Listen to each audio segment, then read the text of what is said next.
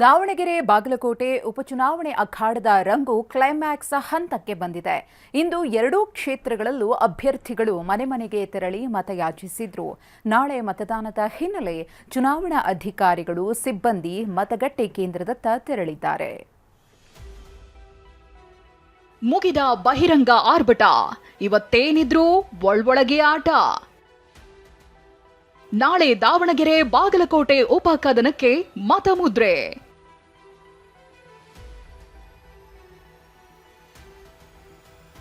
ಮನೆ ಮನೆ ದರ್ಶನ, ಮತದಾರನ ಮನಗೆಲ್ಲಲು 108 ವಾಗ್ದಾನ. ಬೈ ಎಲೆಕ್ಷನ್ ಅಖಾಡದಲ್ಲಿ ಇವತ್ತು ಎರಡೂ ಕ್ಷೇತ್ರದಲ್ಲೂ ಅಭ್ಯರ್ಥಿಗಳು ಗೆಲ್ಲಲು ಕೊನೆ ಕಸರತ್ತು ನಡೆಸಿದ್ರು.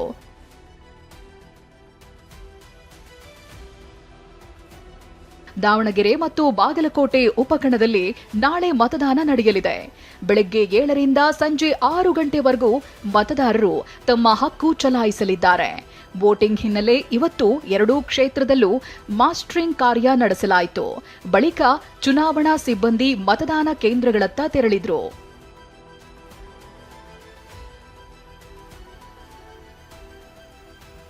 ದಾವಣಗೆರೆ ಬೈ ಎಲೆಕ್ಷನ್ಗಾಗಿ ನಗರದ ಡಿಆರ್ಆರ್ ಶಾಲೆಯಲ್ಲಿ ಚುನಾವಣಾ ಸಿಬ್ಬಂದಿಗೆ ಮಾಸ್ಟರಿಂಗ್ ಕಾರ್ಯ ಮಾಡಲಾಯಿತು.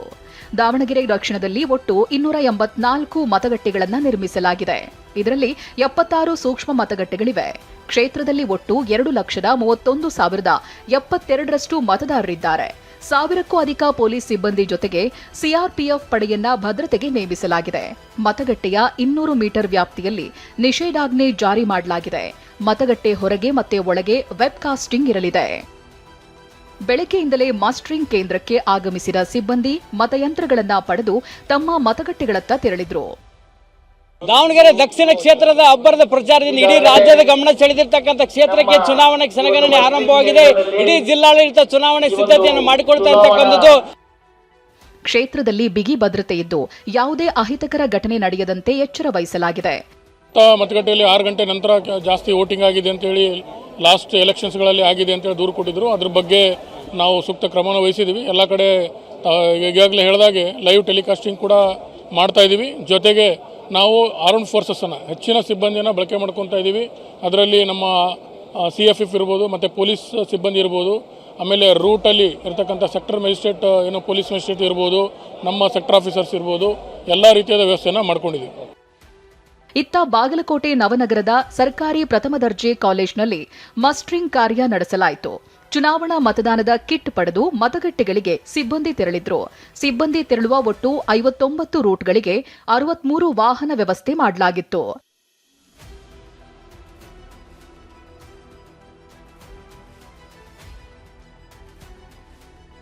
ಬಾಗಲಕೋಟೆಯಲ್ಲಿ 2,59,797 ಮತದಾರರು ತಮ್ಮ ಹಕ್ಕು ಚಲಾಯಿಸಲಿದ್ದಾರೆ.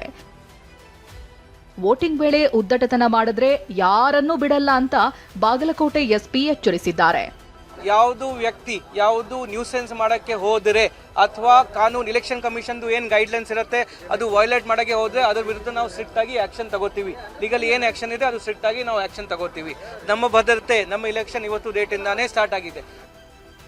ಈ ಎರಡೂ ಕ್ಷೇತ್ರದಲ್ಲೂ ತಮ್ಮ ಪ್ರತಿನಿಧಿ ಯಾರಾಗಬೇಕು ಅಂತ ಮತದಾರರು ನಾಳೆ ಮುದ್ರೆ ಒತ್ತಲಿದ್ದು ಕುತೂಹಲ ಹೆಚ್ಚಿದೆ. ದಾವಣಗೆರೆಯಿಂದ ಬಸವರಾಜ್ ದೊಡ್ಮನಿ ಜೊತೆ ರವಿ ಮೂಕಿ, TV9 ಬಾಗಲಕೋಟೆ.